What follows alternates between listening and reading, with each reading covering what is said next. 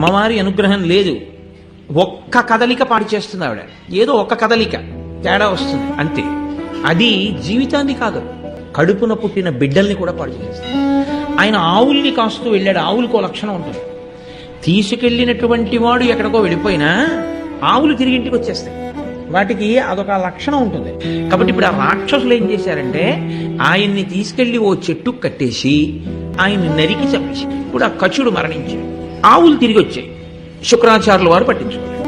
ఆయన సాయంకాలం తను చేయవలసిన హోమం ఏముందో అగ్నికార్యం అది చేసుకుని ఆయన ప్రశాంతంగా కూర్చున్నాడు. దేవయాని వచ్చి ఆచార్య వారిని ప్రశ్న వేసింది. ఇది మనసులో ఎంతో ప్రేమ ఉన్నటువంటి వాళ్ళు తప్ప మాట్లాడనటువంటి మాట. అంటే దేవయాని ఆయన ఎందు కచుని ఎందు అనురాగమును పెంచుకుంది అనకి ఈ పద్యం సాక్ష్యం.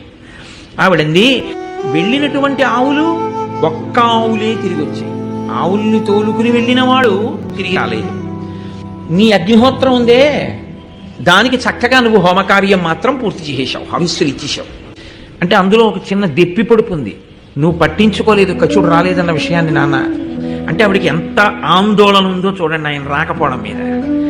వనంలో అరణ్యంలో మృగముల వలన కాని, రాక్షసుల వలన కాని, పాముల వలన కాని ఏమైనా బాధ పొందాడో ఏమో.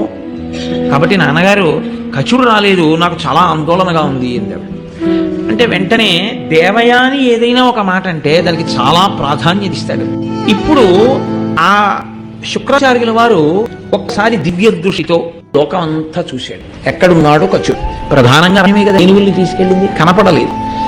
ఏమిటా అని బాగా పరిశీలనంగా చూస్తే ఓ చెట్టుకి కట్టబడినటువంటి శవం కనపడి. ఆయన అన్నాడు, చంపేశారమ్మా, రాక్షసులు కచుడిని చంపేశారు అసూయ చేత.